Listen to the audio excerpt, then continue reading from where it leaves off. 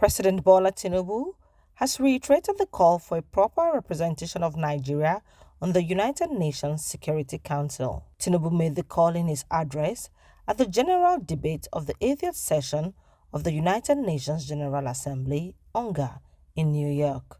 The news agency of Nigeria, NAN, reports that Tinubu was represented by the Vice President, Senator Kashim Shettima.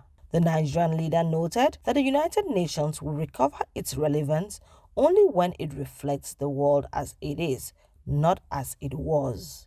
We are here to strengthen the prospects for peace, development, and human rights. Madam President, I want to make 4 points today to outline how we can do this. 1. Nigeria must have a permanent seat at the UN Security Council. This should take place. This should take place as part of a wider process of institutional reform. Nigeria's journey tells this story with clarity. When the UN was founded, we were a colony of 20 million people, absent from the tables where decisions about our fate were taken. Today, we are a sovereign nation of 236 million people, projected to be the third most populous country in the world, with one of the youngest and most dynamic populations on earth, a stabilizing force in regional security, and a consistent partner in global peacemaking. Our case for permanent seat at the Security Council is a demand for fairness, for representation, and for reform that restores credibility to the very institution upon which the hope of multilateralism rests. Tinubu stated that Nigeria stands firmly behind the UN 80 initiative of the Secretary General and the resolution adopted by the Assembly on July 18.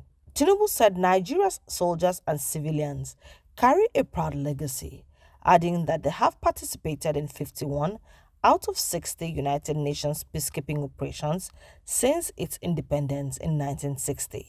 He said that Nigeria has stood with its partners in Africa to resolve conflicts and continued that commitment through the multinational joint task force.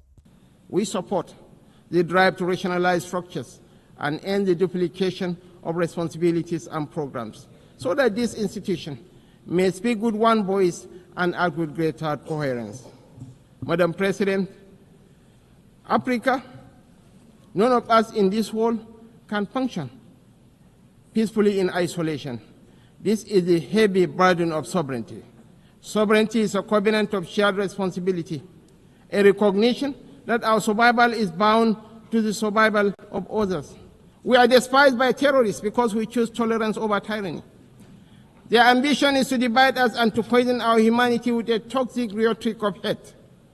Our difference is the distance between shadow and light, between despair and hope, between the ruin of anarchy and the promise of order. We do not only fight wars, we pit and shelter the innocent victims of war.